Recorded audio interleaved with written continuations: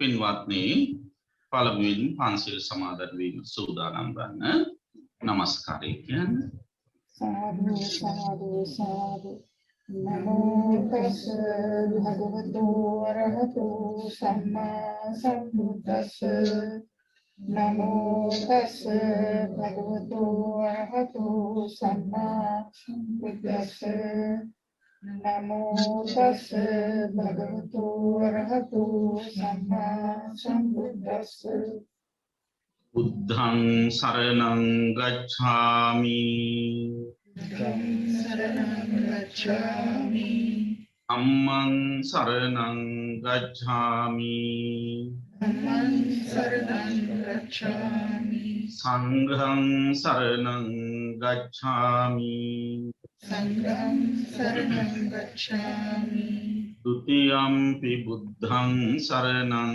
ගච්ඡාමි द्वितीयंपि बुद्धं शरणं गच्छामि ဒုတိယံ පි ධම්මං සරණං ගච්ඡාමි तृतीयंपि धम्मं शरणं गच्छामि ဒုတိယံ පි සංඝං සරණං ගච්ඡාමි तृतीयंपि संघं शरणं गच्छामि တတိယံ පි බුද්ධං සරණං ගච්ඡාමි तृतीयंपि बुद्धं शरणं गच्छामि တတိယံ පි ධම්මං සරණං ගච්ඡාමි तृतीयंपि धम्मं शरणं गच्छामि တတိယံ පි සංඝං සරණං ගච්ඡාමි तृतीयंपि संघं शरणं गच्छामि තිසරණ ගමනං සම්පුන්නං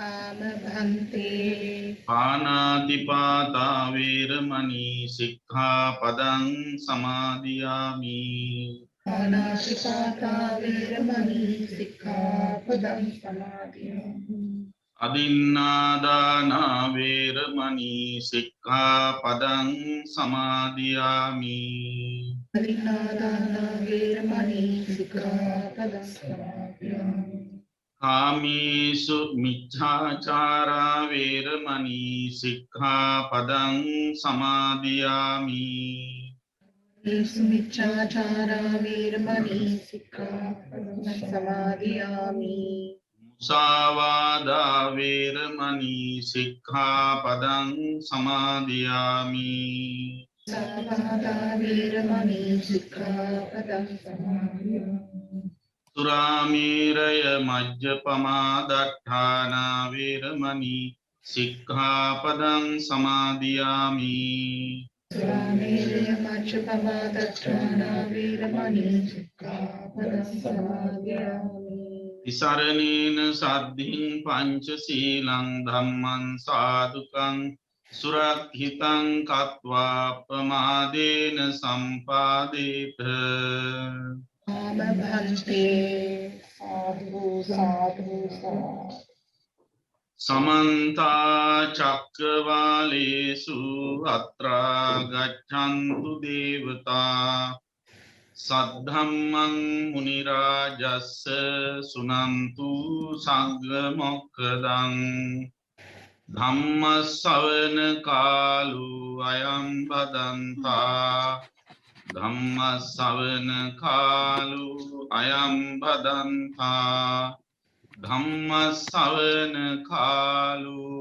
අයං භදන්තා නමෝ තස්ස භගවතු වරහතු සම්මා සම්බුද්දස්ස නමෝ තස්ස භගවතු වරහතු සම්මා සම්බුද්දස්ස නමෝ තස්ස භගවතු අරහතෝ සම්මා සම්බුද්දස්ස සබ්බං භික්ඛවේ ජාති ධම්මං කිංච භික්ඛවේ සබ්බං ජාති ධම්මං චක්ඛුං භික්ඛවේ ජාති ධම්මං රූපා ජාති ධම්මා චක්ඛු විඤ්ඤාණං ජාති ධම්මං චක්ඛු සෝජාති ධම්මෝ යම්පිදං චක්ඛු සම්පස්ස පච්චයා උප්පජ්ජති වේදිතං සුඛං වා දුක්ඛං වා දුක්ඛමසුඛං වා තම්පි ජාති ධම්මාති. සාදු සාදු. ශ්‍රද්ධාවන්ත සත්පුරුෂ පින්වත්නි, දැන් හැම දිනාම සූදානම් වන්නේ ධර්ම ශ්‍රවණය කරන්න. මහාචාර්ය අමරදාස ලියනගමගේ පියතුමන් සහ ඒ පවුලේ දියණීවරුන් වන මනින්ද්‍රානි, හරිද්‍රානි සහ රොමින්ද්‍රානි කියන පින්වතුනුත්, උපුල් ගුණවර්ධන, අනුර පෙරේරා, බෑනනුවන්, ජනනි, ගයනි, මෙලනි, මිනිබිරියන් හැම දෙනාම ඒකරාශී වෙලා ඥාති මිත්‍ර හිතවන්තයන් සම්බන්ධ කරගෙන අද මෙවන් විශේෂ පින්කමක් සිද්ධ කරන්නේ මීට 3 මාසයකට කලින් අභාව ප්‍රාප්ත වුණ දයාබර මෑණියන් වහන්සේ. පොඩි මැණිකේ ලියනගමගේ මාතාව සිහිපත් කරලා එතුමියට පරලොවින් සංග්‍රහ කරන්නේ. පින් අනුමෝදන් කිරීම පිණිසයි මේ පින්කම මෙලෙසින් සිද්ධ කරන්නේ. පොඩි මැණිකේ ලියනගමගේ මාතාව අභාව ප්‍රාප්ත වූාට පස්සේ 7 දින ධර්ම දේශනාවත් අප විසින් පවත්වනු ලැබුවා. ඉතින් මේ පින්නතුන්ගේ ඉල්ලීම පරිදි අපි මෙලෙසින් තෙමස් පූර්ණ ගුණානුස්මරණ ධර්ම දේශනාවත් මේ විදිහට පවත්වන්නට ආරාධනාව පිළි අරගත්තේ. ඉතින් පවුලේ දූ දරුවන් හැමදෙනාම එකතු වෙලා ඒ දයාබර මෑණියන්ගේ ජීවිතයේ සන්ධ්‍යා සමය ඉතා හොඳින් සතුටින් සුව පහසුව පවත්වාගෙන යන්න අවශ්‍ය සියලුම අනුග්‍රහයන් හොඳින් ලබා දුන්නා. ඒ වගේම ඒ මරණාසන්න මොහොතත් සුව පහසුවෙන් ගත කරන්නට, පරලෝ ජීවිතයට උපකාර වන පිණිස හසුරුවා ගන්නට අවශ්‍ය වෙන විදිහට ඉද අවකාශ සලසා දුන්නා. ජීවිතයේ යථාර්ථය අපට යලි යලිත් පසක් කරමින් අප සමග සිටින හැම දෙනාගෙන්ම කවදා හරි දවසක අපි හැමෝටම වෙන් වෙලා යන්න වෙනවා කියන ඒ ධර්මතාවය පැහැදිලි කරමින්, තහවුරු කරමින් ඒ දයාබර මෑණියන් වහන්සේ අපව අතහැරලා පරලෝසපත් වුණා. ඉතින් ජීවත් වෙලා ඉන්න දූ දරුවන්ට කළ හැකි ඉහළම සත්කාරය සම්මානය, ජීවත් වෙලා ඉන්න ඥාතීන්ට කළ හැකි ඉහළම සත්කාරය සම්මානය එතුමියගේ ගුණ සුවඳ ජීවත් කරවමින්, එතුමියගේ ප්‍රාණකායය නිරුද්ධ වූවාට ගුණකායය ජීවත් කරවමින් මේ විදිහට එතුමිය විටින් විට සිහිපත් කරලා පින් අනුමෝදන් කිරීම තමයි කළ යුතු කාර්යභාරය වන්නේ. ඉතින් ඒ පිණිස තමයි අද මේ දේශනාව සිද්ධ කරන්නේ. එහෙනම් පරලෝසපත් අම්මාට පින් අනුමෝදන් කරන්න නම් ඔබ පිනෙන් පොහොසත් වෙලා සිටින්න ඕන. එතකොට මේ කාල සීමාව ඔබේ හිතේ පින් සිතිවිලි සමුදායක් ඇති කරගන්න ඕන කාල සීමාවක් බව වටහාගෙන කටයුතු කිරීම වැදගත් වෙනවා. එක අතකින් බලනකොට මේ විදිහට අන්තර්ජාලය ඔස්සේ බණ අහන්නේ බණ අහන්නම ඕන අය විතරයි. සමහර වෙලාවකට ගෙදරක ලංකාවේ නම් ගෙදරක බණකට ආරාධනා කළොත් බණ අහන්න ඕන අයට වැඩිය ආරාධනා කරන්න වෙන්නේ ඥාති මිත්‍රත්වයේ සලකාගෙන ආරාධනා නොකළොත් තරහ වෙයි කියන අපේක්ෂාවෙන්. ඉතින් බොහෝ දෙනා ඒ විදිහට කල්පනා කරලා එක එක්කෙනාට ආරාධනා කරනවා. එහෙම ආරාධනා කරන අය ගොඩක් වෙලාවට බණ අහන්නේ නැහැ. දැන් ලංකාවේ නම් මොකද කරන්නේ? බණ අහන්නේ නැතුව බණ ඉවර වෙනකම් පාර දෙපැත්තේ සීනි කිලෝ එකයි පිටි පැකට් එකයි ගේ දාගෙන එල්ලගෙන ඉන්නවා. බණ ඉවර වෙච්ච ගමන් ගෙට ඇවිල්ලා කන්න. එහෙම තමයි ලංකාවේ නම් ස්වභාවය. ඕස්ට්‍රේලියාවේ කොහොමද කියලා මන් දන්නේ නැහැ. බණ අහනවද කනවද කියලා. ඉතින් මූලිකව මේ වෙලාව බණ ඇසිය යුතු වෙලාවක් බව හොඳට අවධාරණය කරගන්න ඕන. මොකද හිතේ කුසල් පිරෙන තරමට තමයි ඔබට පුළුවන්කම තියෙන්නේ කුසලයෙන් පොහොසත් වෙලා හිත ශක්තිමත් කරලා පින් අනුමෝදන් කරන්න. ඉතින් අද ඒ නිසා මම මේ ධර්ම දේශනාව කරන්නේ පරලෝසපත් මෑණියන් වහන්සේ වෙනුවෙන් නෙවෙයි ජීවත් වෙලා ඉන්න ඔය ඇත්තෝ වෙනුවෙන්. ඒ නිසා ඔය ඇත්තෝ පරලෝසපත් අය විදිහට බනහන්න නැතුව හොඳ සජීවී පුද්ගලයෝ විදිහට මේ දේශනාව ශ්‍රවණය කිරීම වැදගත් වෙනවා. අද ධර්ම දේශනාව ටිකක් විතර ගැඹුරු දේශනාවක් කරන්න තමයි හිතුවේ. පුළුවන් තරම් සරල කරලා ඔබට තේරුම් ගන්න පහසු වෙන විදිහට කියලා දෙන්නයි මම බලාපොරොත්තු වෙන්නේ. පින්වත්නි, මේ ලෝකේ ජීවත් වෙනකොට අපි තේරුම් ගත යුතු දෙයක් තියෙනවා. ඒ තමයි ලෝකයේහි තියෙනවා සත්‍ය දෙකක්.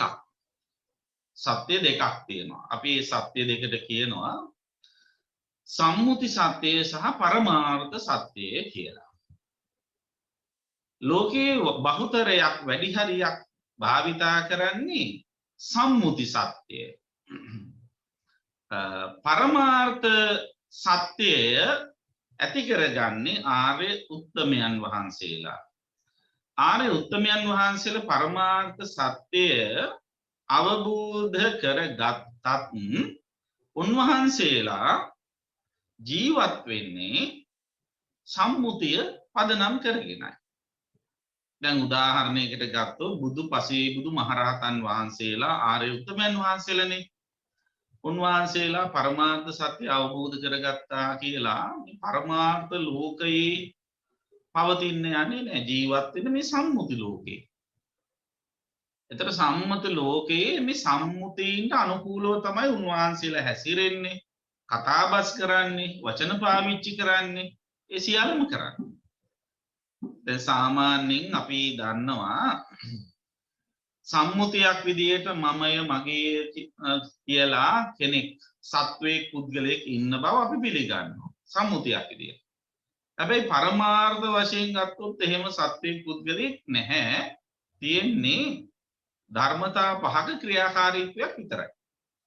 දැන් අපි ඒකට කියන්නේ පංචස්කන්ධ ක්‍රියාකාරීත්වය. එතකොට ආර්ය සත්‍ය අවබෝධ කරගෙන පරම සත්‍ය අවබෝධ කරගත්ත උත්තරීතර ආර්ය ශ්‍රාවකයන් වහන්සේලා, ආර්ය උත්තමයන් වහන්සේලා ඒක හොඳට දන්නවා. එහෙම දැනගත්තත් උන්වහන්සේලා දෛනික ජීවිතයේ සම්මත ලෝකයේ ජීවත් වෙනකොට ඒ සම්මුතියින්ට අනුකූලව තමයි ජීවත් වෙන්නේ. පරමාර්ථයෙන් කතා කරන්නේ නැහැ. දැන් බුදුහාමුදුරුවෝ මහරහතන් වහන්සේලා මම මගේ කියන වචන පාවිච්චි කරලා තියෙනවා. මට පිපාසයි, මට වෙහෙසයි, මට බොහොම වේදනාවයි ආදි වශයෙන් ඒ වචන පාවිච්චි කරලා තියෙනවා. දැන් කවුරු හරි කාට හරි කියන්න ගත්තොත් මේ පංචස්කන්ධයට ආපෝ ධාතු ටිකක් ගෙනල්ලා දෙන්න මේ පිපාසිය සංසිඳවන්න කියලා. එහෙම කියන්නේ නැහැ නේද? මට වතුර තිබහයි වතුර ටිකක් ගෙනල්ලා දෙන්න කියන එක නේ කියන්නේ. ඒතර දැන් ඔය වගේ දෙයක් කිව්වොත් නිකන් මහ පිස්සෙක් කියලා ගණන්ද. මොනවද මේ කියන කතා කියලා. ඒතර අන්න ඒ නිසා සම්මත ලෝකේ කටයුතු කරනකොට ඒ සම්මුතියෙහි පිහිටා කටයුතු කිරීම ආර්ය උත්තමයන් වහන්සේලාත් කරපු දෙයක්. ඉතින් මෙන්න මේ සූත්‍ර දේශනාව අධ්‍යයනය කරනකොට අපිට මේ සම්මුතිය සහ පරමාර්ථය කියන අංශ දෙකෙහි පිහිටලා තමයි මේ සූත්‍රය අධ්‍යයනය කරන්න වෙන්නේ. අද පින්නතුන්ට කියලා දෙන්නේ මම සංයුක්ත නිකායේ සලායතන සංයුක්තේහි සඳහන් වෙන ජාති ධම්ම කියන සූත්‍රය. සූත්‍රයේ නම ජාති ධම්ම. ජාති කියලා කියන්නේ ඉපදීම කියන වචනයට අපි පාවිච්චි කරන වචනේ පාලි වචනේ. එහෙම නැත්නම් හට ගැනීම. ජාති කියලා කියන්නේ. ධම්ම කියන්නේ ස්වභාවය, ධර්මතාවය. ඉපදීමේ ස්වභාවය ගැන කියන. හට ගැනීමේ ස්වභාවය ගැන කියන.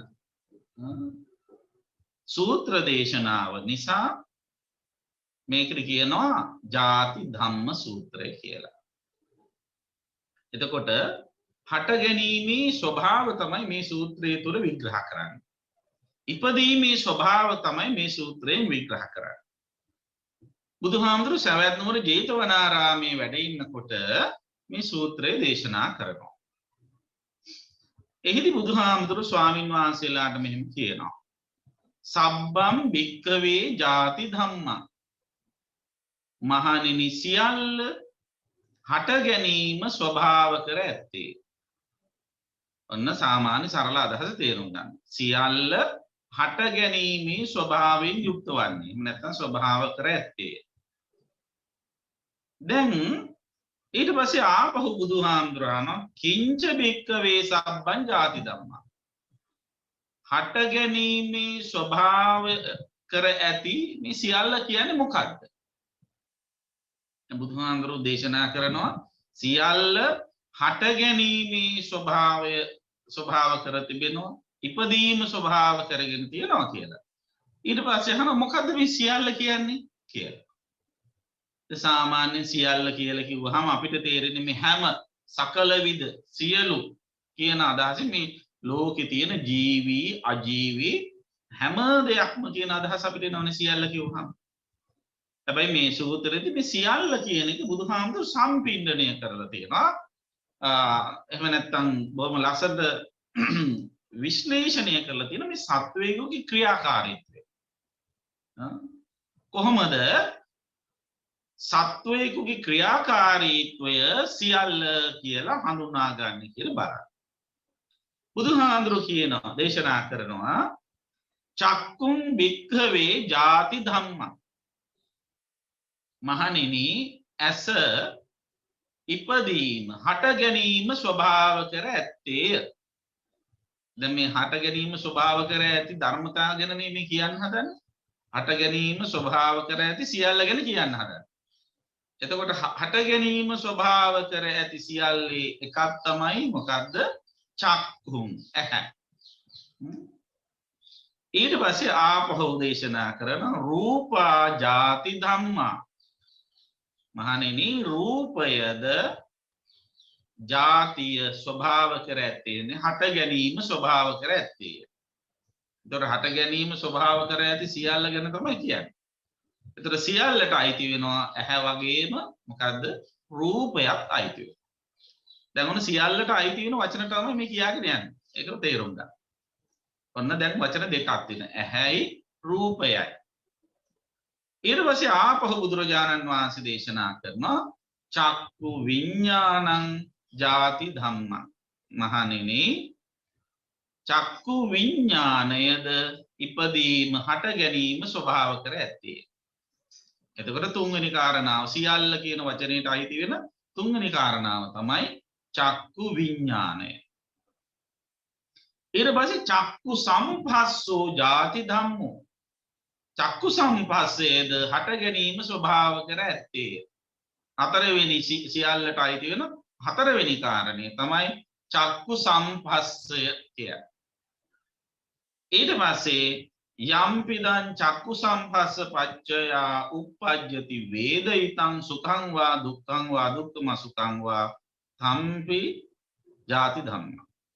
චක්කු සම්පස්සේ මුල් කරගෙන යම් කිසි වේදනාවක් හට ගන්නවා නම් සුඛං වා සැප හෝ දුක්ඛං වා දුක් හෝ අදුක්ඛම සුඛං වා අදුක්ඛම සුඛේවත් උපේක්ඛා සහගත හෝ වේදනාවක් හට ගන්නව නම් තම්පි ජාති ධම්මා ඒකත් ඉපදීම හට ගැනීම ස්වභාව කර ඇත්තේ.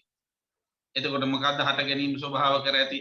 පස්වෙනි කාරණාව වේදනාව. චක්කු සම්පස්සජා වේදනා කියලා අපි ඉතින් කියනවා. ඒතර වේදනා වර්ග තුනක් තියෙනවා. සුඛ වේදනා, දුක්ඛ වේදනා, උපේක්ඛා. අදුක්ඛම සුඛ වේදනා වශයෙන්. උපේක්ඛා අදුක්ඛම සුඛ කියන්නේ දෙකම එකයි. එතකොට ඔන්න දැන් වේදනාව ಜಾති ධර්මයක්. ಜಾතිය ස්වභාව කර ඇති එක, හට ගැනීම ස්වභාව කර ඇති එකක්. ඒතර වේදනාව සබ්බං කියන වචනෙට අයිති. දැන් බුදුහාඳුරෝ දේශනා කරානේ සියල්ලම හට ගැනීම ස්වභාව කර ඇත්තේ කියලා. සබ්බං භික්ඛවේ ಜಾති ධම්මං කියලා. සියල්ලම ඉපදීම ස්වභාව කර ඇත්තේ කියලා කියවනේ. එතකොට දැන් ඔන්න සියල්ලට අයිති වෙන කාරණා පහක් මම කිව්වා. මොකද කාරණා පහ? ඇහැ, රූපය, චක්කු විඥානය, චක්කු සම්පස්සය සහ වේදනාව. ඒ ටික මම ඉස්සරහට කියලා දෙන්නම්, විස්තර කරලා දෙන්නම්. එතකොට මෙන්න මේ කාරණා පහ සියල්ල කියන වචنين අන්තර්ගත කරලා කියනවා. එතකොට පින්වත්නි ඇහැ රූපය චක්කු විඥානය චක්කු සම්පස්සය සහ වේදනාව කියන මේ සියල්ල ಜಾති ධම්මයි. ඉපදීම ස්වභාව කර ඇති එක. අන්න දැන් මෙතන මම කියවනේ අර මුලින් අපි තේරුම් ගන්න ඕන කියලා සම්මුතියයි පරමාර්ථයයි කියලා කතාවක්. එතකොට දැන් ඉපදීම කියන වචනය මෙතන පරමාර්ථ කතාවකින් ඉන්නේ. මොකද දැන් සාමාන්‍ය සම්මුතියේ උපදිනවා කියන්නේ මොකද්ද? සාමාන්‍ය සම්මුතියේ උපදිනවා කියන්නේ කවුරු හරි කෙනෙක් මැරිලා ආපහු උපදින එකට. නේද? ඉපදිනවා කියන්නේ ඒකනේ ගොඩක් වෙලාවට. හැබැයි පරමාර්ථ කතාවේදී දැන් අපිට කියන්න පුළුවන් ඇහැ උපදිනවා කියලා. ඇහැක් ඉපදුනේ කොයි වෙලාවේද කියලා අහුවොත් කෙනෙක් කියන්න පුළුවන් ඉපදිච්ච වෙලාවේ කියලා. අපි ඉපදිච්ච වෙලාව. අපි ඉපදුනේ කොයි වෙලාවේද කියලා අහුවොත් ඔන්න අවුරුද්දයි දිනයයි මාසයයි මෙන්න මේ ආවල් වෙලාව කියලා වෙලාවක් දෙනවා අර නැකත්කාරය දීපු වෙලාව. ඉපදිච්ච වෙලාව කියලා. ඒක තමයි සම්මුතිය. නමුත් ඇහැ කියන එක රූප බලන හැම මොහොතකම උපදිනවා. ඒක තමයි පරමාර්ථ කතාව. ඒක තමයි යථාර්ථය. ඒක තමයි ඇත්ත. කන කියන එක ශබ්ද අහන හැම මොහොතකම උපදිනවා. නහය කියන එක ගඳ සුවඳ ආග්‍රහණ කරන හැම මොහොතක උපදිනවා. දිව කියන එක රස විඳින හැම මොහොතකම උපදිනවා. කය කියන එක ස්පර්ශ විඳින හැම මොහොතකම උපදිනවා. සිත කියන එක හිතන හැම මොහොතකම උපදිනවා. ඒක තමයි පරමාර්ථ සත්‍ය. එතකොට දැන් සියල්ල කියලා කියන්නේ ඇහැයි කන ඇහැයි රූපයයි චක්කු විඥානයයි චක්කු සම්පස්සයයි චක්කු සම්පස්සයෙන් හටගන්න වේදනාවයි විතරද නෑ. එතන සෙට් එකක් තියෙනවා. අන්න ඒ වගේ සෙට්ස් 6ක් තියෙනවා. මොනවාද ඒ සෙට්ස්? අනිත් ඉන්ද්‍රියන් 5ක් එකතු කරලා ගන්න ඕන. ඔය වගේම කනක් තියෙනවා, කනට ඇහෙන බාහිර ශබ්ද තියෙනවා, කන ඇසුරේ තියෙන විඥානය හෙවත් සෝත විඥානය තියෙනවා. ඒ තුන එකතු කරන බලවේගයට කියන සෝත සම්පස්සය කියලා. ඒ තුල හට ගන්නව වේදනාව. සෝත සම්පස්සජ වේදනා.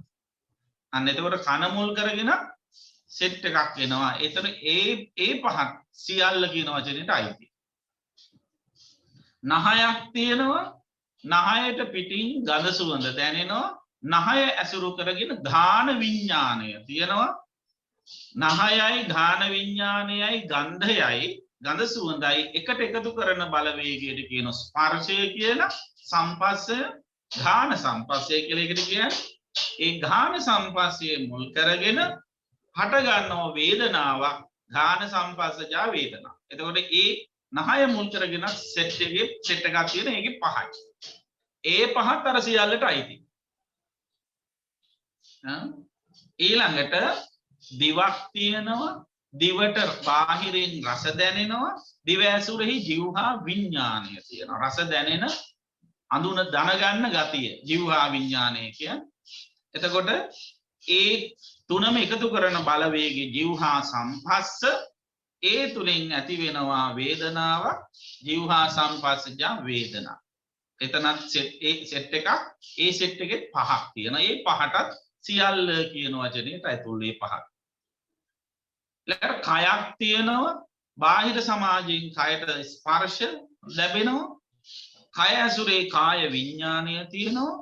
ඊට පස්සේ කාය සම්පස්සේ ඇති වෙනවා. ඒ සම්පස්සේ මුල් කරගෙන වේදනා ඇති වෙනවා. එතනත් පහක් තියෙනවා. ඒ පහටත් කියනවා මොකක් කියලාද? සබ්බ කියන වචනයට අයිති කරන්න පුළුවන්. ඒක බලන්න ඊළඟට හිතක් තියෙනවා. බාහිර අපිට සිතුවිලි තියෙනවා. හිත ඇසුරේ මනෝ විඥානය තියෙනවා.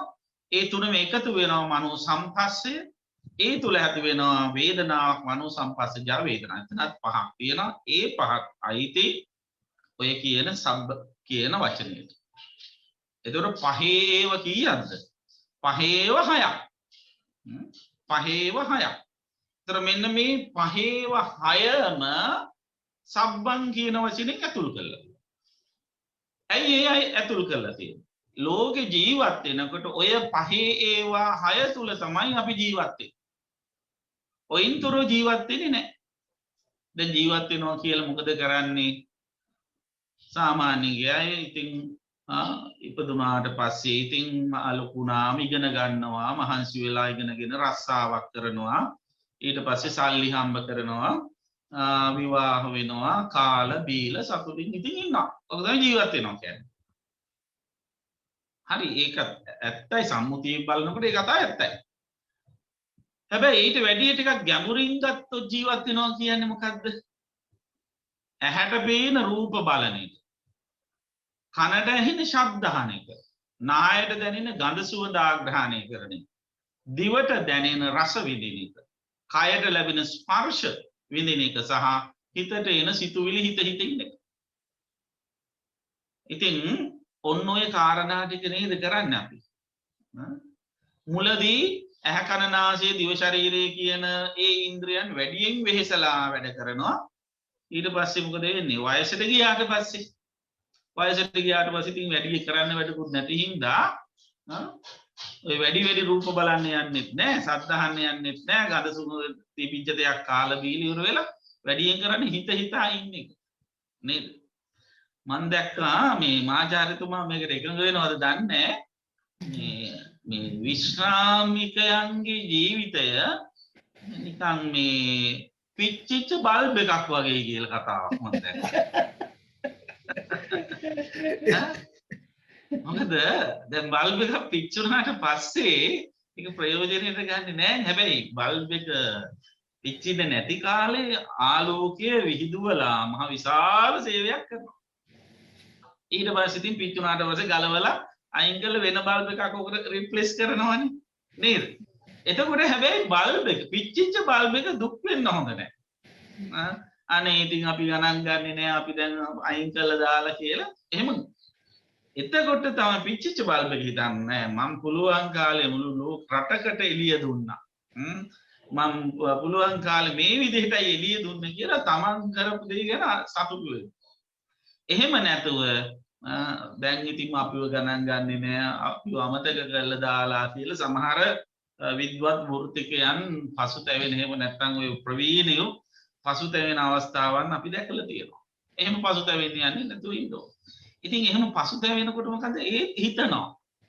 ඔය ජීවත් වීම ඇතුළේ කරන වැඩ තමයි ඒක.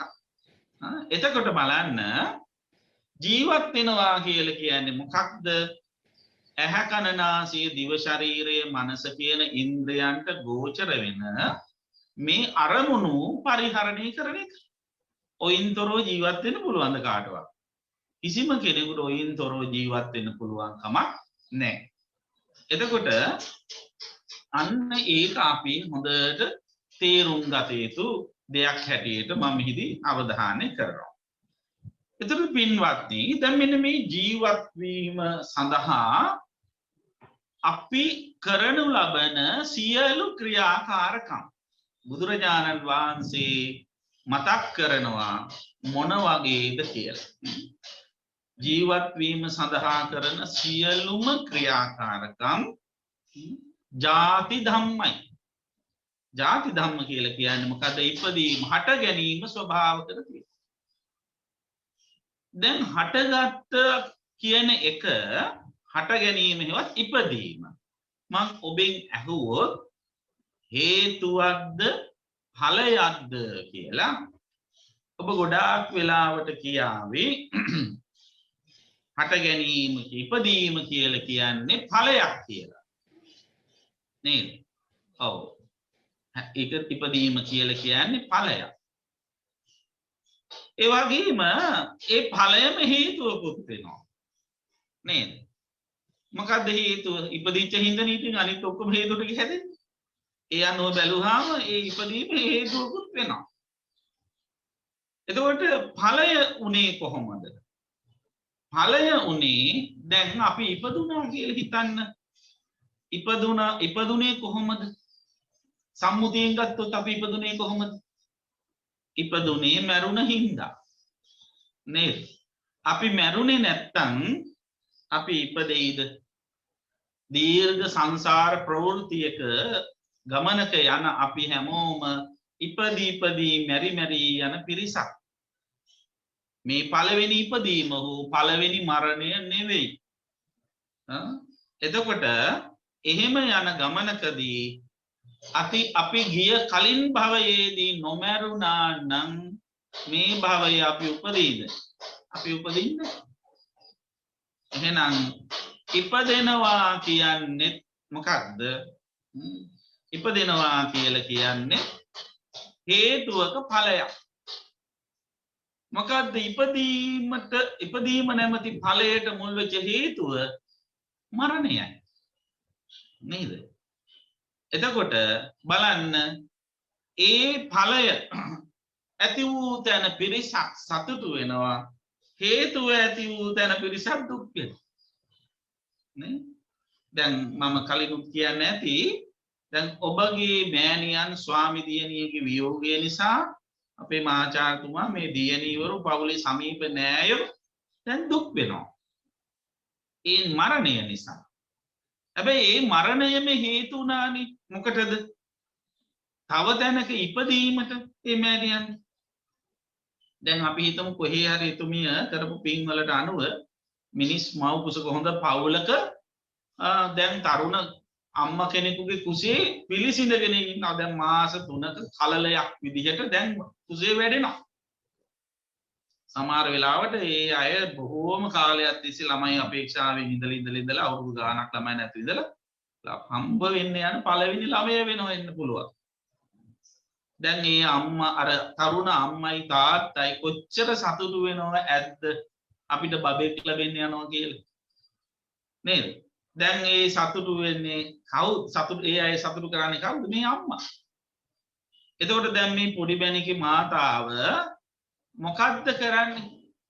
වසර ගණනාවක් තිස්සේ දන්න අඳුරන අපේ මහාචාර්යතුමා ප්‍රමුඛ මේ දිවිනීවරු කොහොම අඬවලා නන්නාඳුනන අම්ම කෙනෙකුයි තාත්තා කෙනෙකුයි සතුටු කරනවා. ඒකනේ කරන්නේ. නේද? අපිත් එහෙම තමයි. අපි දැන් මේ භවයට ඇවිල්ලා තියෙනෙත් එහෙමමයි. දැන් අපි මේ භවයට ආපු නිසා මේ භවයේ ඉපදිච්ච නිසා අපේ කලින් භවවල අපි හිතමු ගිය භවයකට අපි මනුෂ්‍ය ලෝකෙක ඉපදෙලා හිටියනම් ඒ මනුෂ්‍ය ලෝකේ ඉන්න අම්මලනේ දූල පුතාල මුණුපුරාල මිනිබිරිල සමහර වෙලාවට තාම අඬනවා ඇතිනේ. අපේ අම්මා ආච්චි අම්මා මිය ගිහිල්ලා අවුරුදු 60යි 70 80යි ගිහින් තාම සිහි කර පින් දෙනවා ඇතිනේ. දැන් ඔය අවුරුදු ගණන් තාම සිහි කරන්නේ ගොඩක් අන්න ඒ වාගේ ධර්මතාවයක් තමයි මේ තියෙන්නේ. එතකොට උපදිනවාය කියන එක හේතුවකුත් වෙනවා ඵලයකුත් වෙනවා. ඵලය වෙන්නේ මරණයේ ඵලයක්. මරණය හේතුවක් වුණා ඉපදීම ඵලයක් වුණා. ඊට පස්සේ ඉපදීම හේතුවක් වුණා ජරා ව්‍යාධි මරණ ආදී ඵලයක් බවට පත් වෙනවා. එහෙනම් ඉපදීම කියන එක අනිත්‍ය වූ ධර්මතාවයක් නේද? එතකොට එක් වෙලාවකට හේතුවක් වෙලා වෙලාවකට ඵලයක් වෙනවා කියන්නේ එක විදිහකට පවතින්නේ නැහැ කියන්නේ. ඒතර එක විදිහකට පවතින්නේ නැත්නම් ඉපදීමද අනිත්‍ය ලක්ෂණය නේද? එතකොට ಜಾති ධර්මතාවයේ තුල තියෙන ධර්මතාවය වෙන අන් ධර්මයක් නෙවෙයි. ඉපදීමේ ස්වභාවය තුල තියෙන ධර්මතාවය මොකක්ද? අනිත්‍ය ධර්මතාවයයි. ඒතර දැන් අපි බලමු මේ ඉපදෙනවාය කියන එක ඇහක් ඉපදෙනවාය කියන එක මුල් කරගෙන සත්වයේ කොහොමද සසරට වැටෙන්නේ කියලා. දැන් අපි මිනිස්සු සත්වයේ හැටියට හඳුන්වන්නේ මූලිකව මේ පංචස්කන්ධේ උපාදානය කරගත්ත කෙනාට. ඇහැ කන නාසය දිව රූප ශබ්ද ගන්ධ රස ස්පර්ශ කියන මේ අරමුණු පරිහරණය කරන ඇහැ කන නාසය දිව ශරීරයේ මනස කියන ඉන්ද්‍රියන් පිහිටා තිබෙන රූප වේදනා සංඥා සංඛාර විඥාන කියන ගොඩවල් පහෙන් යුක්ත වෙලා ඉන්න කෙනාට අපි කියනවා කවුරු කියලාද? සත්වයා කියලා. සත්වයා කියලා. ඒතර සත්වයේකුගේ මූලික ලක්ෂණයක් තමයි කයක් තියෙනවා, හිතක් තියෙනවා, හිත ඇසුරෙහි සිතුවිලි තියෙනවා. පංචස්කන්ධය අනේ අනුව තමයි නිර්මාණය. පංචස්කන්ධය තමයි රූප, වේදනා, සංඥා, සංකාර, විඥාන. රූපයට කියනවා කය, වේදනා සංඥා සංකාර වලට කියනවා සිතුවිලි, විඥාණයට කියනවා සිත. එතකොට සිතයි සිතුවිලි කයයි එකතු වෙච්ච තැන සත්වයේ කියනවා. දැන් ඔන්න ඔය මේ සරලව මම මේක කියන්නේ.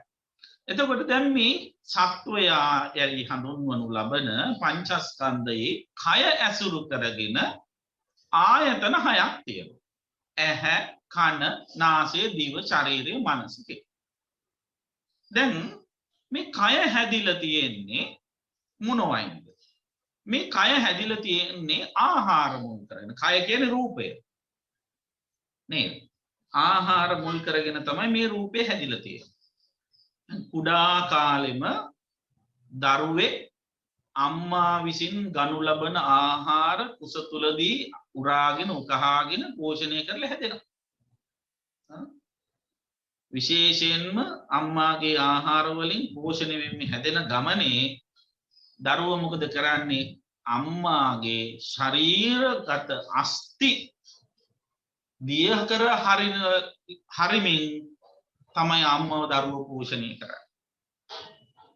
දැන් සාමාන්‍ය සම්මුතියට අපි කියනවනේ අම්මා කියන්නේ ලේ කිරි කරලා පුවන කෙනෙක් කියලා. ඔය ලේ කිරි කරලා පුවන කතාවටත් වැඩිය ප්‍රබල කතාවක් මට හිතෙන්නේ මේ ඇටදිය කරලා හදනවා කියන එක. නේද? දැන් අම්මා කෙනෙක් කුසේ ඉන්න දරුවාගේ මේ මස් වැදැල්ල තුල කලල රූපයක් කියන්නේ මස් වැදැල්ලක් නේ. ඒ මස් වැදැල්ල තුල කොහොමද අස්ථි පංජරයක් ශක්තිමත් ඇටසැකිල්ලක් නිර්මාණය කරන්නේ? ආරම්භක අවස්ථාවේදී ඒ ඇටසැකිල්ල නිර්මාණය කරන්න අම්මාගේ ශරීරයේ ඇටසැකිල්ලේ තියෙන පෝෂක පදාර්ථ දිය වෙවි යනවා. නේද? ඒකනේ ඔය ඔස්ටියෝපොරොසිස් එමෙදී. එතකොට අම්මා කෙනෙක් දිය කර හරින්නේ මේ ශරීරයේ තියෙන ඝනම වස්තුව. නේද? එතකොට අම්මා කෙනෙකුගේ කරුණාව මෛත්‍රිය බලන්න තමන්ගේ ශරීරයේ තියෙන ඝනම වස්තුව දිය කරලා දරුවාව නිර්මාණය කරන්න තරම් ප්‍රබලයි. ඉතින් අන්න ඒ වගේ අම්මලා තාත්තලා දිවි හිමියෙන් ආරක්ෂා කරන්න, රැක ගන්න, වඳින්න, පුදන්න, ගරු කරන්න පෙළඹෙන්න ඕනේ. ඒක සත්පුරුෂ දරුවන්ගේ පරම වගකීම. එතකොට කුඩා කාලයේදී ඔන්න ඔය කියන දේවල් ආහාර බවට පරිවර්තනය කරගෙන අම්මාගේ ශරීරයේ පෝෂක පදාර්ථ අම්මා විසින් ගනු ලබන ආහාර බවට පරිවර්තනය කරගෙන රූපේ වැඩෙනවා. ඉපදුනාට පස්සේ කිරි එහෙමත් බීලා ඊට පස්සේ ඝන ආහාර අනුභව කරලා අනුක්‍රමයෙන් මේ රූපේ එක එක තලවල වර්ධනය වෙනවා. දැන් මේ රූපය එහෙනම් හටගන්නේ මොකක් මුල් කරගෙනද? ආහාර මුල් කරගෙන. ඒතර මේ රූපයේ සංයුතියක් තියෙනවා. ඒ සංයුතිය තමයි සතර මහා ධාතු. පඨවි ආපෝ තේජෝ වායෝ. මේ කියන මූල පදාර්ථ වලින් තමයි මේ රූපය හැදෙන්නේ. ඒතර මේ සතර මහා ධාතුන්ගේ තියෙනවා ආවේනික ලක්ෂණ තුනක්. ඒ තමයි උප්පාදෝ පඤ්ඤායති වයෝ පඤ්ඤායති තිතස අඤ්ඤතත්තම් පඤ්ඤායති. උප්පාද කියන හට ගන්නවා. වය කියන ව්‍යය වෙනවා, ගෙවෙනවා. තිතස අඤ්ඤතත්තම් පවතින ස්වභාවය වෙනසක් වෙනවා. සරලව කිව්වොත් ওই වචන තුනෙන්ම කියන්නේ අනිත්‍යතාවය තමයි. වෙනස් වෙනවා කියන්නේ. හට ගැනීම නැති වීම. එතකොට සතර මහා ධාතු කියන්නේ අනිත්‍ය වූ එක. ඒතර අනිත්‍ය වූ සතර මහා ධාතු මුල් කරගෙන යම් කයක් නිර්මාණය වෙනවා නම් රූපයක්, ඒ රූපයක් අනිත්‍යයි. ඒතර ඒ රූපය තුල ඇහක් තියෙනවා නම් ඒ ඇහද අනිත්‍යයි. නේද? අනිත්‍ය වූ කයක නිට්ටය වූ ඇහක් තියෙන්න බෑ. ඒ ඇහ අනිත්‍යයි. එහෙනම් ඔන්න අනිත්‍ය වූ ඇහක් තියෙනවා. එතකොට ඒ ඇහ හට ගන්නව කොහොමද? අර කයත් එක්කම හට ගන්නවා. ඒක සම්මුති කතාවක්. ඊළඟට ඇහැ උපදින හැටි අපි කියමු. ඇහැට ඊට පස්සේ ඇහැ ඇසුරේ තියෙනවා විඥානය. ඒකට කියන චක්කු විඥාන කියලා. විඥාන කියන වචනේ තේරුම අරමුණ දැනගන්න ස්වභාවය. ආරම්මණං විජානාතිති විඥාන. එතකොට ඇහැට රූපයක් පෙනුනාම ඒ රූපය දැනගන්න තියෙන හැකියාව ශක්තියට තමයි චක්කු විඥානය කියන්නේ. චක්කු විඥාණයට බෑ කනට ශබ්ද වුණා මේක දැනගන්න. ඒක දැනගන්නේ සෝත විඥානය. සෝත විඥාණයට බෑ ඇහැට රූප පෙනුනාම මේක දැනගන්න. ඒක දැනගන්නේ චක්කු විඥානය. එතකොට ඒ විඥාන ඒවට කියන ඉන්ද්‍රිය බද්ධ විඥාන කියලා. ඒ විඥාන වලට දැනගන්න පුළුවන් ඒ අරමුණු විතරයි. එතකොට අන්න ඒවට තමයි චක්කු විඥාන, සෝත විඥාන ආදී කියන්නේ. ඊට පස්සේ බාහිර සමාජයේ තියෙන අරමුණු. ඒ අරමුණු තමයි ඇහැට පේන අරමුණු තමයි රූපේ. දැන් ඔන්න මතක තියාගන්න. ඇහක් තියෙනවා, ඇහැ ඇසුරේ චක්කු විඥානයේ තියෙනවා, බාහිර රූපයක් තියෙනවා. ඔය ටික වෙනම තිබ්බට වැඩ කරන්නේ නැහැ. හරියට ටෝච් එකක් වගේ. ටෝච් එකේ බල්බ් එක ගලවලා වෙන් කරලා බැටරිස් එක වෙන් කරලා පිටිපස්සේ ආයෙත් ගන්න කෑල්ල ගලවලා තිබුණේ ටෝච් එක පත්තු වෙන්නේ නැහැනේ. පත්තු වෙන්න නම් මේ ඔක්කොම එකතු වෙන්න ඕන. අන්න ඒ ඇහැයි රූපයයි චක්කු විඥානය කියන කාරණා තුන එකතු කරන බලවේගයට කියනවා ස්පර්ශය. තින්නම් සංගති පස්සෝ. එහෙම එකතු වෙච්ච ගමන් ඒ ස්පර්ශය කියන්නේ එක්තරා විදිහක චෛතසිකයක්. සිතවිල්ල. ඒකට අපි කියන සබ්බචිත්ත සාධාරණ චෛතසික කියලා. ඒ තුලින් මේ තුන එකතු වුණාම මොකද වෙන්නේ? අන්න ඇහැ උපදිනවා. එතන ඇහක් පහළ වෙනවා. ඇහැ රූපේ දකිනවා. එතන වෙන්නේ ඇත්තටම ඇහැ රූපේ දකින්න එක විතරයි. හැබැයි පුහුදුන් කෙනා ඔන්න ඔතෙන්ට දා ගන්නවා කවුද? මම කියන සංකල්පය. අර ඇහැට දා ගන්නවා මම. මගේ ඇස් දෙක තමයි දැක්කේ. මමමයි දැක්කේ. මේ ඇස් දෙක පල්ලා ඔය ආදී වශයෙන් ඔය කියන්නේ මමත් ඒ මොකල්ද? නමුත් සාමාන්‍ය මෙතන යාන්ත්‍රික ක්‍රියාවලියක් වුණා. ඇහක් තියෙනවා, ඇහැසුරේ විඥානයක් තියෙනවා, රූපයක් තියෙනවා. මේ තුන එකතු වුණාම ඇහැ රූපේ දකිනවා. තින්නම් සංගති පස්සෝ කියලා ස්පර්ශය ඇති වුණා. ස්පර්ශය නිසා ඇහැ රූපේ දැක්කා. දකින්න එකට තමයි වේදනාව කියන්නේ. පස්සපච්චය වේදනා කිව්ව විදිහට. අන්න දැන් ඇහැ රූපේ දැක්කහම දැක්ක රූපේ අඳුන ගන්නවා. කොහොමද අඳුනගන්නේ? ලස්සන රූපයක්, කැත රූපයක්, ලස්සනක් නැති කැතක් නැති රූපයක් විදිහට අඳුර ගන්න. සාමාන්‍යයෙන් ඒ ලස්සන කැත හොඳ නරක මත පිහිටලා තමයි වේදනාව වර්ගීකරණය වෙන්නේ. ඇහෙන් දැක්ක රූපය ලස්සන නම් මොකක්ද ඇති වෙන වේදනාව? සුඛ වේදනාවක්. ඇහෙන් දැක්ක රූපේ කැත නම් තරහකාරී රූපයක් නම් දුක්ඛ වේදනා. කැතත් නැති ලස්සනත් නැති ওই සාමාන්‍ය රූපයක් නම් උපේක්ඛා මධ්‍යස්ථ වේදනා අදුක්ඛම සුඛ වේදනා. එතකොට අන්න ඔය වේදනාවල් ඇති වෙන එකක් ස්වභාවයක්. දැන් රහතන් වහන්සේ ලස්සන රූපයක් දකිනවා. එතකොට රහතන් වහන්සේට සුඛ වේදනාවක් ඇති වෙනවද නැද්ද? ඇති වෙනවා. රහතන් වහන්සේ කියලා සුඛ වේදනාවක් ඇති වෙන්නේ නැති වෙන්නේ නැහැ. රහතන් වහන්සේට කවුරු හරි ඩොක්කක් අනිනවා කොනිච්චනවා. රහත් වෙලා කියලා ඩොක්ක කරනවා එන්නහම රිදෙන්නේ නැද්ද? රිදෙනවා. දැන් රහතන් වහන්සේලා කියන්නේ බාල්හාමී දුක්ඛ වේදනා විතුම දැඩි දුකක් දැනෙනවා කියලා ඔය කස්සප තේර බොජ්ජංගෙ හිම තියෙන්නේ. බුදුහාමුදුරන්ටත් වේදනා දැනෙනවා. එතන සුඛ දුක්ඛ උපේක්ඛා කියන වේදනා ඇති වෙනවා. ඒක ස්වාභාවිකයි. හැබැයි පින්වත්නි රහතන් වහන්සේලා අරමුණු පරිහරණය කරන්නේ යෝනිසෝ මනසිකාරයෙන්නේ නුවණින්නේ. ඒ නිසා මේ සුඛ දුක්ඛ උපේක්ඛා වේදනාවන් පිළිබඳව අර සියලු ක්‍රියාකාරීත්වය අර සබ්බං කියලා කියපු වචනය තුල ඇති වෙන සියලු දේ පිළිබඳව උන්වහන්සේ බලනවා කොහොමද සිහියෙන් නුවණින්. සිහියෙන් නුවණින් බලනකොට උන්වහන්සේ ඒ සියල්ල ඇතිව නැතිව යන හැටි දකිනවා. ඒ කියන්නේ උපදින හැටි දකිනවා නැති වෙන හැටි දකිනවා. ජාති ධම්මය දකිනවා. අනිත්‍ය දකිනවා. එහෙම අනිත්‍ය දැකගෙන යනකොට එහෙනම් මේ ඇහැ ජාති ධම්මයි අනිත්‍යයි. හට ගන්නවා. හටගත්තට විතරක් නෑ. දිගට තියෙන්නේ නැති වෙනවා කියලා දන්නවා. හට ගන්නා සියලු දේ නැසෙන සුළුයි කියලා දකිනවා. කොහොමද ඒක පාලියෙන් කියන්නේ? හට ගන්නා සුළු සියලු දේ නැති වෙන සුළුයි. යං කිංචි සමුදය ධම්මං සබ්බන්තා නිරෝධ ධම්මං. නේද? හට ගන්න නම් මේක නැති වෙනවා කියලා දකිනවා. එතකොට ඔන්න ඔය විදිහට ඇහැ කියන්නේ ඇතිව නැතිව යන එකක්. චක්කු විඥානය කියන්නේ ඇතිව නැතිව යන එකක්. ඊළඟට රූපය කියන්නේ ඇතිව නැතිව යන එකක්. ඒ කියන්නේ අනිත් එකක්. චක්කු සම්පස්සේ කියන්නේ ඇතිව නැතිව යන එකක්. ඒ තුල හට ගන්නා වූ යම් සුඛ දුක්ඛ උපේක්ඛා වේදනාවක් තියෙනවා. ඒක ඇතිව නැතිව යන එකක්. ඒ කියන්නේ අනිත් එකක්. එහෙනම් අනිත්‍ය වූ ඇති වෙලා නැති වෙලා යන මොහොතක්වත් පවතින්නේ නැති මේ සුව වේදනාවේ ඇලෙන්නත් ඕනේ. මේ වේදනාවේ ගැටෙන්නත් ඕනේ. මේ වේදනාවේ මුලා වෙන්නත් ඕනේ. ඇතිව නැතිව යන එක ඒකේ හැටියක් කියලා තේරුම් ගන්න. අන්න එහෙම හැටිය තේරුම් ගත ස්වභාව ධර්මය.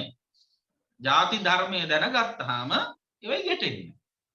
දැන් මේ විතර දැන් ඔය ඔයත්තන්ගේ ගෙවල් වල ඉන්නෝනේ සමහරව ටිකක් හිතුවක්කාර ළමයි ස්ටබර්න් කට්ටිය ඉන්නවනේ. කියන දේ අහන්නේ හරි දඟයි එහෙම. ඉතින් සමහර වෙලාවට ඔය ගෙදරට ආගන්තුකෙක් එනවා. ආගන්තුකෙක් ආපු වෙලාවෙත් මේ ළමයා දඟලනවා. ඒ දැඟලිල්ල අර ගෙදරට එන ආගන්තුකයාට රුස්සන්නේ නැහැ. ඒ නිසා සමහර විට ඒ ආගන්තුකයාට දඟලන ළමයාත් එක්ක ගැටෙන්න පුළුවන්. හැබැයි ඔය ඇත්තෝ ඒ ළමයාත් එක්ක ඉඳලා කාලයක් තිස්සේ ඉඳලා දන්නවා. මොකද්ද දන්නේ? එයාගේ හැටි කියලා. නේද? දැන් එයාගේ හැටි කියන తত্ত্বය ඔබ අපි පිළිගත්ත නම් එයාගේ හැටියට එයා දඟලනකොට අපි එයාත් එක්ක ගැටෙන්න යනවා නෑ. අපි ඒක දරා ගන්න ඉවස ගන්නවා. අපි ඒ තත්ත්වයට මුහුණ දීලා තියෙනවා. ඒක තමයි ස්වභාවය. ඒක තමයි හැටි. නේද? අන්න ඒ වගේ දරා ගැනීම හැකියාව වෙනවා මේ ස්වභාවයේ තේරුම් ගත්තා. එතකොට මේ කියපු සියල්ල කියන වචනයෙන් විග්‍රහ කරන අර කියපු කාරණා සියල්ලේම ස්වභාවය මොකද්ද? අනිත්‍ය ස්වභාවය. අනිත්‍ය කියන්නේ එක විදියකට පවතින්නේ නැති ස්වභාවය. ඒකට අපි කියනවා මොකක් කියලාද? අභාවය කියලා. භාව කියන්නේ පවතින එකට. එක විදියකට පවතින්නේ නැති එකට කියනවා. පවතින එක නැති වෙන එකට කියනවා මොකක්ද? අභාව. එතකොට ස්වභාවය මොකක්ද? ස්වභාවය තමයි අභාවය. අභාව ස්වභාව. ස්වභාව අභාව. අභාවය ස්වභාවයයි. ස්වභාවය අභාවයයි. එහෙනම් මේ ලෝකයේ සියල්ල නමින් හඳුන්වනු ලබන සියලු දේ ස්වභාවය අභාවය ඇතිව නැතිව යන එකයි. ඒ ස්වභාවය ඔබට මට අපට පාලනය කළ නොහැකි. ඒ ස්වභාවය හොඳින් ඔබ මම අපි තේරුම් ගත්තොත් වටහා ගත්තොත් මොකද කරන්නේ? ඒ ස්වභාවය හමුවේ කම්පා නොවේ ඉන්න අවශ්‍ය මානසිකත්වය ඇති කරගන්න. ඒ නිසා අන්න ඒ මානසිකත්වය ඇති කරගන්න මේ ධර්මතාවල ස්වභාවය හොඳට දකින්න. වෙන ස්වභාවයක් නෙවෙයි අනිත්‍ය ස්වභාවය. අනිත්‍ය ස්වභාවය කියලා කියන්නේ ලස්සනේව කැත වෙන එකම නෙවෙයි. කැතේව ලස්සන වෙන එකක් අනිත්‍ය ස්වභාවයක් කියලා දැනගන්න. දැන් මම නිතර බනට කියනවා සමහර අය දැන් ඔය කොණ්ඩෙහි මිදිලා ඉන්න කෙනෙක් දැක්කාම අනේ වාගේ කොණ්ඩෙත් ඉදිලා දැන්නේ කියනකොට මොකද එක සැරේට කියන්නේ? ඔව් අනේ තින් අනිත්‍යයිනේ කියලා කියනවා. ඒතර යාට අනිත්‍ය මතක් වෙන්නේ කොතනද? කළු කොණ්ඩ සුදු වෙනකොට අනිත්‍යයි කියනවා. හැබැයි මාචාර්යතුමා දැකලා නැද්ද සුදු කොණ්ඩ කළු වෙනවා? නේද? සුදු කොණ්ඩ කළු වෙන අය ඕන තරම් ඉන්නවා. නේද? එතකොට ඒවා අනිත්‍ය නැද්ද? ඒකත් අනිත්‍ය තමයි. ඔය කොණ්ඩේ කළු කරන්නේ අනිත්‍ය පිළිදෙන් තමයි. නේද? වෙන මොකක්වත් නෙවෙයි. ඒ කියන්නේ මේ කොණ්ඩේ කළු කරන්න එපා කියන එක නෙවෙයි. ඒ යථාර්ථය රියැලිටි එක තේරුම් ගන්න. නේද? එතකොට මේ ස්වභාවය තේරුම් ගත්තා නම් මේ ස්වභාවය තුල අනවශ්‍ය විදිහේ ඇලීම් ගැටීම් වලට යන්නේ නැහැ. දැන් මෙහෙම හිතන්න. ඔබට කියනවා කවුරු හරි කෙනෙක් මලක අනිත්‍ය දකින්න කියලා. ඔබ දකින්නම ගන්නේ කෙලවරින්නේ. නේද? මලක අනිත්‍ය දකින්න පරවෙච්ච මලක් දකින්න. පරවෙච්ච මල අනිත්‍යයේ කොටසක් විතරයි. හැබැයි ඔබ මලේ අනිත්‍ය දකින්න නම් දකින්න ඕන පොහොට්ටුවේ ඉඳලා. නේද? පොහොට්ටුව හට ගන්නවා ටිකෙන් ටික මෝරනවා ඊට පස්සේ පෙති විකසිත වෙනවා සුවඳ හමනවා අනුක්‍රමයෙන් පෙති මැලවී යනවා පෙත්තෙන් පෙත්ත හැලෙනවා ඊට පස්සේ නඩුවක් බවට පත් වෙනවා. ඒතකොට මේ ක්‍රියාවලිය මොකද්ද? අභාවයේ ස්වභාවයයි. නේද? එතකොට හටගත්ත මොහොතේ ඉඳලා මොකද්ද වෙන්නේ? නේද? වෙනස් වෙවි යනවා. එතකොට ඒ වෙනස් වීම තුළ හොඳ පැත්තටත් වෙනස් වෙනවා නරක පැත්තටත් වෙනස්. එතකොට ඒක ආවේනික ස්වභාවයක් කියලා දන්නේ කෙනා හොඳ පැත්තට වෙනස් වෙනකොට ඇලෙන්නෙත් නැහැ. නරක පැත්තට වෙනස් වෙනකොට ගැටෙන්නෙත් නැහැ. සුඛ වේදනාවල ඇලෙන්නෙත් නැහැ. දුක්ඛ වේදනාවේ ගැටෙන්නෙත් නැහැ. උපේක්ඛාවේ මුලා වෙන්නේ. ඒතර ඇලීම් ගැටීම් මුලා වීම නැති තැන තණ්හාවෙන් බැඳෙන්නේ නැහැ. තණ්හාවෙන් නොබැඳුන තැන උපාදානයක් නැහැ. ළඟට ගැනීමක් නැහැ. උපාදානයක් නැති තැන රඳවා ගැනීමක් හෙවත් භවයක් පවත්ව ගැනීමක් නැහැ. භවයක් නැවත පැවතීමක් නැති තැන නැවත හට ගැනීමක් නැහැ. ජාතියක් නැහැ. ජාතියක් නැති තැන ජරා ව්‍යාධි මරණ ශෝක පරිදේව දුක්ඛ දෝමනස් උපායාසන. ඒවා නැහැ කියන්නේ දුක නැති තැනයි. දුක නැති තැන කොතනද? එතන තමයි නිවන. එතකොට ඒ නිවන කොතනද තියෙන්නේ? මෙතනයි. කොතනද? හිතේ. නේද? ඒක මරුණාට පස්සේ කොහේ හරි ගිහිල්ලා කන්න තියෙන එකක් නෙවෙයි. සමහරව හිතාගෙන ඉන්න නිවන කියන්නේ කොහේ හරි තැනක් කියලා. ඒ නිසා දැන් ওই සමහර ආම්රුත් කියනෝනේ බණ කියලා කෙලින්ම නිවන් සැප ලැබේවා කියන්නේ නැතුව මේ කරගත්ත පුණ්‍ය බලයෙන් සංසාර සාගරයෙන් එතරව නිවන් දොර රුවන් මොකද නිවන් පුර රුවන් දොර විවර කරගන්න ලැබේවා කියලා ප්‍රාර්ථනා කරනකොට උපාසකම්මල හිතන්නේම බෝට්ටුවකුත් යන්න තියෙනවා. ඒ සාගරේ ඉතර එන්න තියෙනවා. නේද? ඊට පස්සේ අර යතුරු හොයන්නත් ඕන අර රුවන් දොර අරගන්න. අමාරුවෙන් දොර අරගත්තට පස්සේ බෝඩ් එකක් දාලා හවුස්ෆුල් කියලා. ඉතින් නිවන් දකින්න බෑ. නිවන කියන්නේ එහෙම නිශ්චිත තැනක් නෙවෙයි. කොහේ හරි තියෙන තැනකට යන ගමනක් නෙවෙයි මේක. ඒ නිවන Tamanගේ හිත තුල ඇති කර ගන්න ඕන එකක්. ඒක ඇති කර ගන්න පුළුවන්කම තියෙන කෙලෙස් නිවාලීමෙන් පමණයි. කෙලෙස් නිවාලන්න තියෙන ක්‍රමය මේ ස්වභාව ධර්මයේ හරියට තේරුම් ගැනීමයි. එතකොට මෙන්න මේ ස්වභාව ධර්මයෙන් කවුරු හරි කෙනෙක් තේරුම් ගන්න ඕන කොයි වෙලාවෙද? වෙන වෙලාවල් නෙවෙයි. ඇහෙන් රූප බලන වෙලාව. කනෙන් ශබ්ද අහන වෙලාව.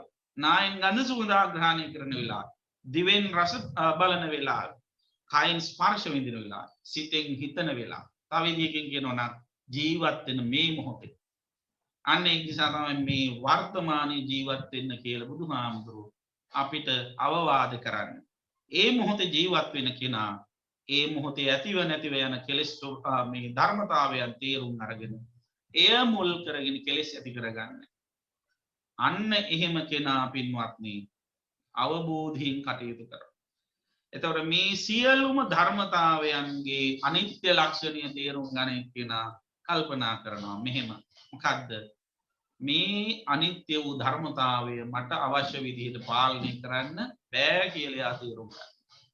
එහෙම තේරුම් අරගෙන එයා සියලු අනිත්‍ය වූ දේවල් වල අවබෝධයෙන් කලකිරෙනවා. අවබෝධයෙන් කලකිරුණාම ඒක තුල දැඩි ආශාවකට යා යන්නේ නැහැ. අවබෝධයෙන් කලකිරෙන එකට ධර්මයේ වචනයක් දීලා තියෙනවා නිබ්බිදාව කියලා. නිබ්බින්දති. අවබෝධයෙන් කලකිරුණාම කලකිරිච්ච දේවල් ඇලෙන්නේ නැහනේ. අකමැති දේවල් ඇලෙන්නේ නැහැ. නිබ්බිදා විරජ්‍යති. ඇලෙන්නේ නැත්තම් විරාගා විමුච්ඡති. ඒකෙන් නිදහස් වෙනවා. නිදහස් වුණාම විමුක්තේ විමුක්තമിതി ඥානං හෝති. අන්න මම සියල්ලෙන් නිදහස් වුණා කියන ඥානය දැනුම යාට ඇති වෙනවා. එතකොට මෙන්න මේ කියපු සියල්ලෙන් අර කිය ඇහැ කන නාසය දිව ශරීරය මනස මුල් කරගත්ත අර කාරණා පහින් පහ යුක්ත වූ සියල්ලෙන්ම ඔබට කෙලෙසුන්ගෙන් නිදහස් වෙන්න පුළුවන්කම තියෙනවා. ඒ සියල්ල මුල් කරගෙන ඇති වෙන කෙලෙසුන්ගෙන් නිදහස් වෙන්න පුළුවන්කම තියෙනවා නම් එතන තමයි නිවන තියෙන්නේ. අන්න ඒ නිවන සාක්ෂාත් කරගන්නට නම් අවබෝධයෙන් සිහියෙන් යුතුව අරමුණු පරිහරණය කරන්න. ඒ නිවන සාක්ෂාත් කරගන්න කෙනෙක් හිතන්න පුළුවන් අපෝම කරන්න ගිහලා එනම් රූපයක් බලන්න බැරුව බලන්න නැතුව ඉන්න වෙනවා එහෙම කියලා. එහෙම නැහැ. නිවන සාක්ෂාත් කරගන්න රූප බලන්නම වෙනවා. ශබ්ද අහන්නම වෙනවා. ලෝකේ ජීවත් වෙන්නම වෙනවා. කොහොමද කරන්න ඕන? සිහියෙන් නුවණින් ඒව පරිහරණය කරන්න. සිහිය නුවණ අවශ්‍ය. ඇයි? ඒ සියලු දේ අනිත්‍ය වශයෙන් දැනගන්න. අනිත්‍ය වශයෙන් දැනගත යුත්තේ ඇයි? අවබෝධයෙන් කලකිරෙන්න. අවබෝධයෙන් කලකිරිය යුත්තේ ඇයි? අතහරින්න. අතහැරිය යුත්තේ ඇයි? සියල්ලෙන් නිදහස් වෙන්න. නිදහස් වුණ තැන තමයි නිවන තියෙන්නේ. එහෙම නිදහස් වෙච්ච කෙනාට මොනතරම් මානසික සුවයක් සැනසෙල්ලක් ඇද්ද? අපි මේ භෞතික ලෞකික ජීවිතේ ජීවත් වෙලා ඉන්න කම්ම පුළුවන් තරම් අල්ලගෙන එකට එකතු කරගෙන ඉන්න තමයි ආස කරන්නේ. එහෙම නැතුව අතහැරලා එහෙම ඉන්න හැකියාව තියෙනවා නම් මොනතරම් වාසනාවක්. ඒ නිසා පින්වත් ඉපදිලා මැරිලා යන මේ ලෝකේ දාලා යන මේ ලෝකේ අතහැරලා යන්න පුළුවන් මානසිකත්වය අපි ප්‍රායෝගික ජීවිතයට ගලපාගෙන කටයුතු කරන්න වෑයම් කරන්න. ඒ නිසා වයසට යන්න යන්න මහාචාර්යතුමා රොකට් එකක් වගේ වෙන්න ඕන. ඇයි දැන් බලන්න රොකට් එක උඩට යන්න වැඩි කෑලි හලනවනේ නේද? වැඩි කෑලි හලන්න ස්පීඩ් එක වැඩි වෙනවා. නේද? අන්න ඒ වගේ දැන් ආයේ එහෙමනේ වයසට යන්න බැඳීම් වැඩි කර ගන්නවා. නේද? එහෙම බැඳීම් වැඩි කරගන්න අර ගමන පල්ලෙහාටමයි අදින්නේ. උඩට යන්න බෑ. මම අහලා තියෙන කතාවක්. අපේ මහාචාර්යතුමා නම් එහෙම නොවේ කියලා මම හොඳින්ම දන්නවා. ඒක මුදලාලි කෙනෙක් මැරෙන්න ගිහිල්ලා පණ ආදිනවා. පණ ආදින ගමනේ කෙදිරික ගහනකෝ හාමිනේ කියනවා මහත්තයෝ මම මේ ළඟ ඉන්නේ. ලොකු පුතාත් ඇවිල්ගෙන තාත්තා මාත් මේ ළඟ ඉන්න බය වෙන්න එපා. ලොකු දූත් කියන තාත්තා මේ මාත් ඉන්නේ ළඟ සතුටු වෙන්නකෝ අපි ඔක්කොම ළඟ ඉන්නවා. ඒක පොඩි පුතා දුවගෙන ඇවිල්ලා කියනවා තාත්තා මාත් ළඟ ඉන්නවා. අපි ඔක්කොම තාත්තා ළඟ ඉන්නේ කවුරුත් පිට නැහැ. තාත්තා සතුටින් ඉන්න කියලා. එහෙම කිව්වාම සාමාන්‍ය මිනිස්සු නම් සතුටුයිනේ. මේ ඔක්කොම ළඟ ඉන්නවා කියන.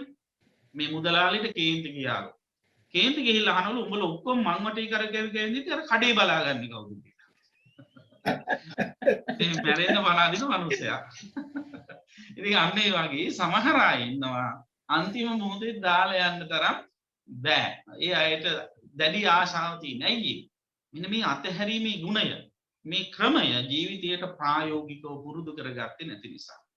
ඉතින් අපි මේ ජීවත් වෙනවා යයි කියන කාල සීමාවතල කරනු ලබන සියලු දේ අනිත්‍ය ලක්ෂණයට යටයි කියලා තේරුම් අරගෙන ඒ සියල්ල හොඳින් අපි ඒවා එලෙසින් පරිහරණය කරමින් කෙදිනම හෝ දවසක දාලා යන්න වෙන මානසිකත්වයෙන් ඒවා පරිහරණය කරන්න වෑයම් කරනවා. ඒකට කියන්නේ නිස්සරණ පඤ්ඤෝ පරිපුද්ධ. අතහරින්න සූදානමින් පරිහරණය.